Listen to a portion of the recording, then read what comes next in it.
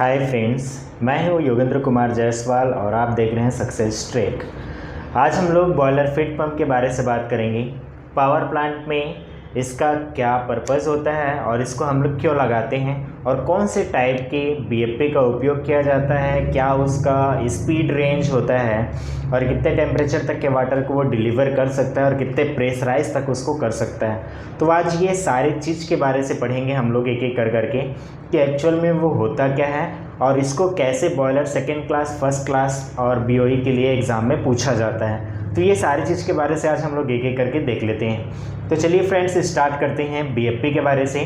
BFP मतलब होता है बॉयलर फीड पंप। इसका जो फुल फॉर्म है वो क्या रहेगा, बॉयलर फीड पंप बोला जाता है। और इसका जनरली यूज़ हम लोग क्यों करते हैं, बॉयलर में पानी भेजने के लिए हम लोग बीएफपी का उपयोग करते हैं, इसलिए इसको BFW भी कहा जाता है, मतलब कि बॉयलर फीड वाटर।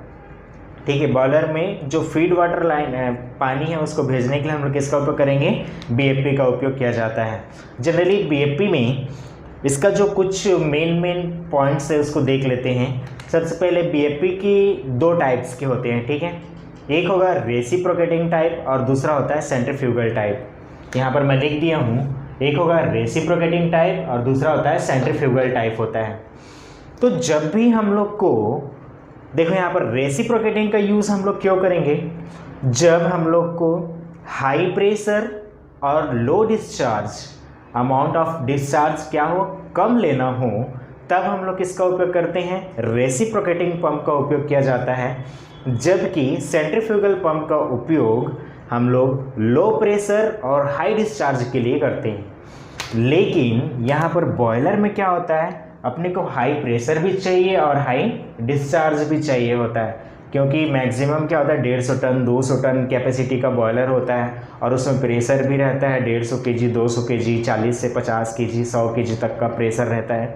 तो ये सारी चीज़ अपने को क्या चाहिए, एक तो हाई हेड के लिए भी चाहिए प्लस हाई डिलीवरी के लिए भी चाहिए। तो उसके लिए क्या किया जाता है, सेंट्रीफ्यूगल पंप में ही बहुत सारे उसको स्टेजों में कन्वर्ट कर दिया जाता है। मतलब अगर एक सिंगल स्टेज का सेंट्रीफ्यूगल पंप है, बीएफपी है, तो वो क्या करेगा, लो प्रेशर जनरेट करेगा बट हाई डिस्चार्ज तो दे देगा। लेकिन अगर एक स्टेज के बजाय अगर मैं उसमें double stage, triple stage, 4 stage अगर लगा दूं, तो वो क्या कर देता है, उसके प्रेशर को इंक्रीज़ कर देता है और साथ ही साथ में डिलीवरी भी अपने को हाई मिलती है। तो चलिए स्टार्ट करते हैं। बीएफपी के कुछ यहाँ पर मेन पार्ट्स दिखाए गए हैं। यहाँ पर एक होगा सक्शन लाइन और दूसरा होता है डिस्चार्ज लाइन। एक होगा बीएफपी का सॉफ्ट और ये बीच में जो लगा हुआ है इम्पेलर, और इसी में एक लगा रहता है डिफ्यूज़र। और लास्ट दोनों साइड में क्या रहेगा, बैलेंसिंग के लिए, उसको रोटेट कराने के लिए बैरिंग का उपयोग किया जाता है। तो अगर सेंट्रीफ्यूगल पंप की बात की जाए तो सेंट्रीफ्यूगल फोर्स के कारण ये काम करेगा। जो भी फोर्स कहाँ पर लगेगा, सेंट्रीफ्यूगल फोर्स लगेगा। और सेंट्रीफ्यूगल फोर्स किस पर काम करेगा, ये इम्पेलर पर। ये इम्पेलर क्या करेगा, घूमेगा और वाटर के स्टैटिक एनर्जी को काइनेटिक एनर्जी में कन्वर्ट करने का काम करेगा। देखो यहाँ पर हम लोग जो सक्शन लाइन है उसको कहाँ से जोड़ते हैं, डिरेटर। इसके पहले ही वीडियो में आपको बताया था डिरेटर का फंक्शंस क्या होता है, कैसे वो काम करता है। तो डिरेटर के थ्रू हम लोग क्या लगते हैं, ये बीएफपी का सक्शन लाया जाता है। सक्शन लाइन पर डिरेटर के पाइपलाइन को कनेक्ट किया जाता है। बीएफपी के जो सक्शन लाइन है वहीं पर ही एलपी डोजिंग दिया जाता है। यहाँ पर एलपी डोजिंग, तो इसको भी याद रखना। एलपी डोजिंग अगर बोला जाए लो प्रेशर डोजिंग, तो लो प्रेशर डोजिंग कहाँ पर किया जाता है, बीएफपी के सक्शन लाइन पर एलपी डोजिंग किया जाता है, या फिर कहीं कहीं पर डिरेटर में डायरेक्ट कर दिया जाता है। और एलपी डोजिंग का तो काम जान ही रहे हो, उसको और बता दूंगा बाद में। तो ठीक है फ्रेंड्स, एक होगा सक्शन लाइन और सक्शन में क्या रहेगा, वाटर के स्टैटिक एनर्जी को क्या करता है, सेंट्रीफ्यूगल फोर्स के द्वारा उसको इम्पेलर के थ्रू घुमा के क्या करते हैं, उसको काइनेटिक एनर्जी में कन्वर्ट किया जाता है। जैसे ही ये फर्स्ट स्टेज का इम्पेलर रोटेट करेगा तो ये क्या करेगा, इसके प्रेशर को इंक्रीज कर देता है, साथ ही साथ उसके वेलोसिटी को भी क्या कर देता है, इंक्रीज कर देता है। लेकिन अगर वेलोसिटी इंक्रीज हो जाएगा तो क्या हो जाएगा, प्रेशर थोड़ा सा डिक्रीज होगा, इसलिए यहाँ पर क्या करते हैं, डिफ्यूज़र लगा देते हैं। डिफ्यूज़र का काम क्या होगा, हर एक स्टेज के बाद एक डिफ्यूज़र लगा होता है। ये सारे डिफ्यूज़र का काम क्या होता है कि जब फर्स्ट स्टेज का इम्पेलर इसको कंप्रेस करेगा तो इसका प्रेशर तो बढ़ेगा, साथ ही साथ वेलोसिटी भी बढ़ जाता है। तो ये डिफ्यूज़र क्या करता है, वेलोसिटी को रिड्यूस कर देता है। जब वेलोसिटी रिड्यूस होगा तो क्या होगा, उसके साथ ही साथ प्रेशर इंक्रीज़ हो जाता है। उसके बाद नेक्स्ट स्टेज में जाने के बाद इस इम्पेलर को ऐसे डिज़ाइन किया जाता है कि वो फर्स्ट स्टेज के बाद सेकेंड स्टेज में जाए, सेकेंड के बाद थर्ड, फोर्थ, फिफ्थ, ऐसे करके वो बढ़ता जाता है। तो यहाँ पर डिफ्यूज़र का काम हो जाता है प्रेशर को इंक्रीज़ करना और वेलोसिटी को रिड्यूस कर देना। और उसके बाद फिर क्या करता है, सेकेंड स्टेज में देगा तो सेकेंड स्टेज में फिर से उसके प्रेशर को इंक्रीज़ करेगा और लास्ट में वो हाई प्रेशर और हाई डिस्चार्ज में कन्वर्ट हो जाता है। मतलब कि वाटर की काइनेटिक एनर्जी को बहुत ज़्यादा बढ़ा दिया जाता है। साथ ही साथ ये एक ही शाफ्ट पर बहुत सारे ये क्वेश्चन पूछे जाते हैं। अगर मल्टी स्टेज अगर कोई पंप है तो उसमें शाफ्ट की संख्या क्या होगी, तो मल्टी स्टेज सिर्फ और सिर्फ इम्पेलर होता है, न कि शाफ्ट। शाफ्ट एक ही रहेगा और उसमें बहुत सारे इम्पेलर्स को कनेक्ट कर दिया जाता है, तो ये मल्टी स्टेज हो जाता है।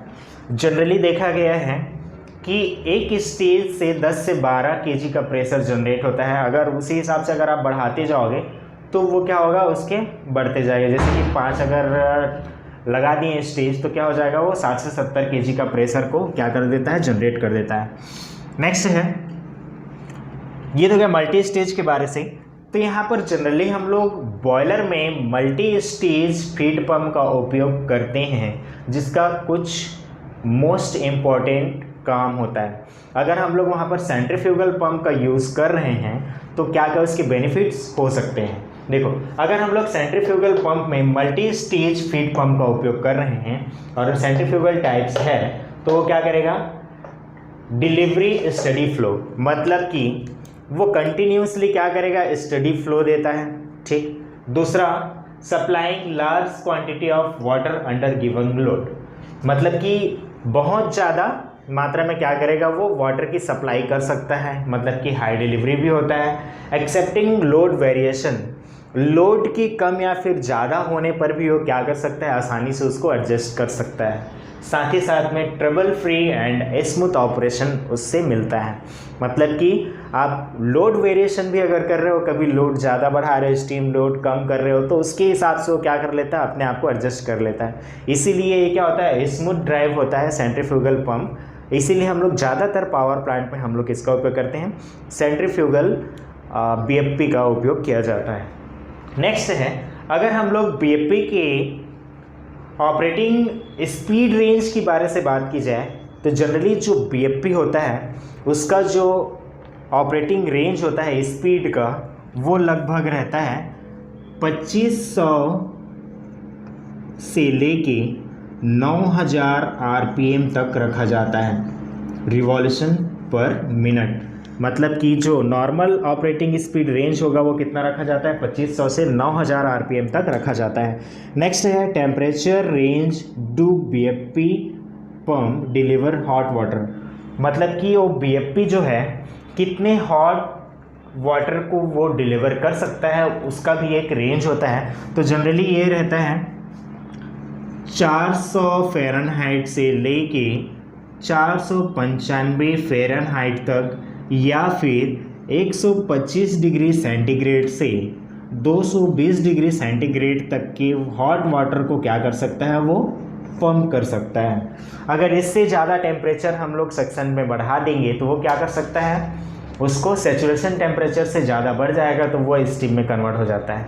नेक्स्ट, इसका अदर जो बेनिफिट्स है बीएफपी का, इसका जो बेनिफिट्स होता है वो क्या है, और एक्स्ट्रा जो बेनिफिट्स हैं, जैसे अगर आप लोग को पता ही होगा कि जो रैंकाइन साइकिल होता है उसमें अगर हम लोग प्रेशर को जितना ज़्यादा इंक्रीज़ करेंगे उतनी ज़्यादा हम लोग को स्टीम में, वाटर को स्टीम में कन्वर्ट करने के लिए कम हीट देने की आवश्यकता होती है।